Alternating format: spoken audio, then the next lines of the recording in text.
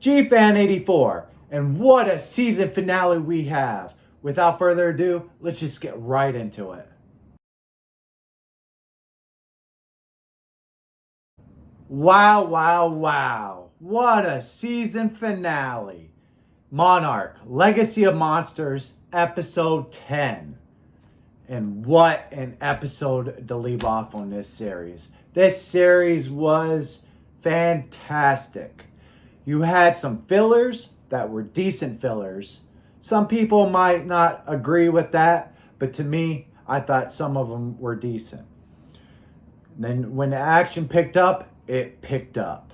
In this episode, oh my goodness. Let's just jump right in overboard and get right into this. Well, we have Kurt Russell, Lee Shaw, we have May and Kate Rhonda. Kate teamed or found her grandmother, Kyoko, and they ended up finding May and Kurt Russell, Lee Shaw.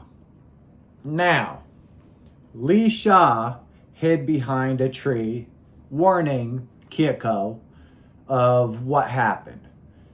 That he came to the Hollow Earth and got extracted, and so much time has passed that he got over it. The dialogue Kurt Russell and Kyoko had, oh my God, that was fantastic. That was some of the best acting I have seen in a very long time.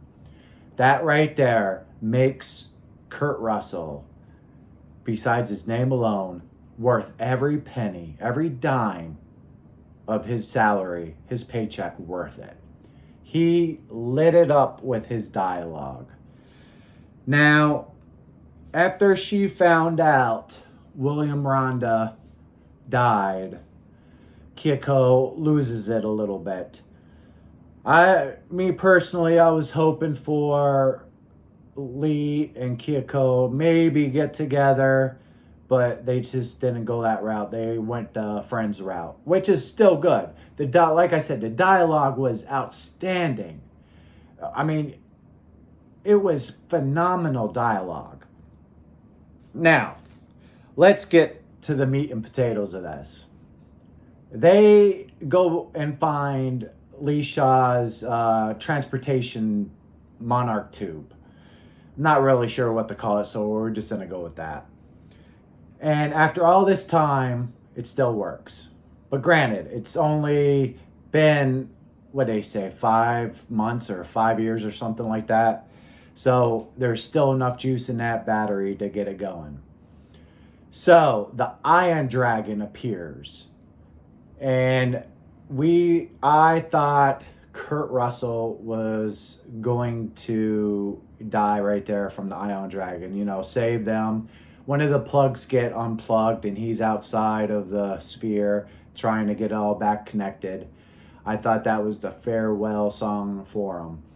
But boy, was I wrong there. Out comes somebody from the Hollow Earth portal, we'll call it. And it's Godzilla. Not this Godzilla, but the predecessor of him. Godzilla emerges. Yes, we had it. And I think I called it. We'll see Godzilla once, twice, maybe if we're lucky 3 times, and that's about it. Godzilla fights the Ion Dragon. Now, the Ion Dragon looks to be smaller than Rodan, maybe the size of Mothra. Maybe even smaller than that. I'd like to really know the size of that. And they start tasseling. Ion Dragon hits him a couple times, gets tangled up with Godzilla, and he seems to do like a throw up onto his face. Now, I don't know if that's some kind of acid that he spit up on him, but it was pretty effective. Godzilla seems to hold him in his clutches and does his power up with his dorsals and blast him pretty hard. That does significant damage. tears his arm off, and just chucks him right through the portal. Now, the gravitational's pulling that sphere in. Kurt Russell can't make it in all the way. He's holding on to Kyoko.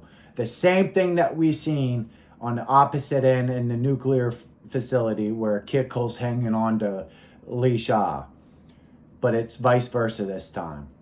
So Shaw lets go as it's going and sacrifices himself to save Kyoko and the rest of the members. And then that's it for Kurt Russell. Which I would like to say that's it. But with Monarch, you just never know. Now, back in the present time, we see Kentaro and Kate's dad.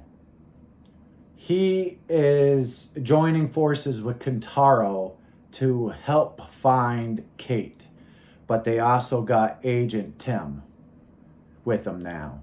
So they're working together to try to find a signal to locate Kate, May, Shaw, and bring them back home.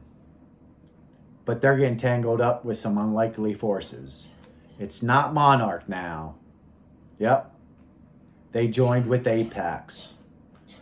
And maybe this is how we get the significant technology jump for Apex.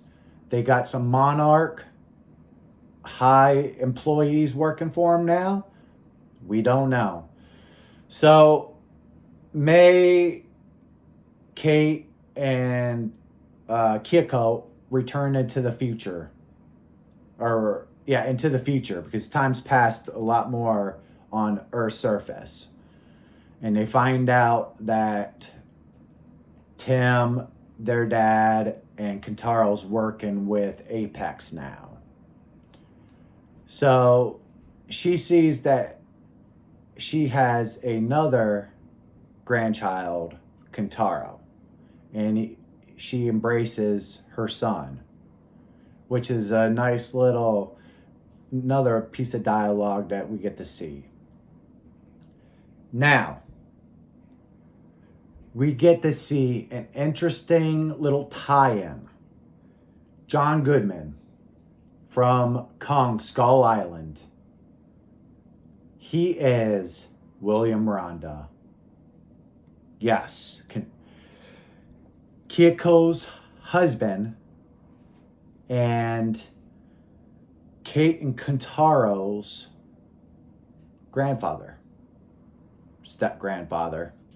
However you want to call that.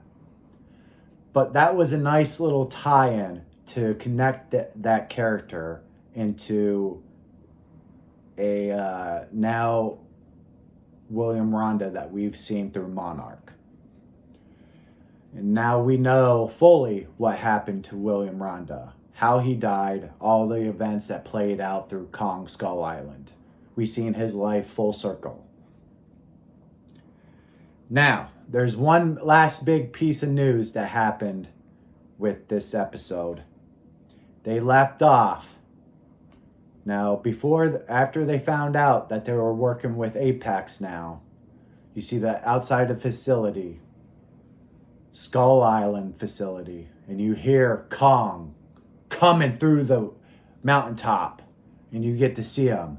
Kong looked awesome. So we got the Ion Dragon, we got Godzilla, and we got Kong. Man, was I pumped at the end of this episode.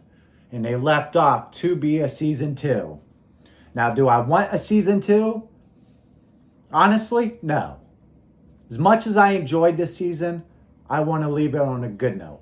I don't want it to turn out to be something that we wanted as fans, but get disappointed because it didn't live up to our expectations.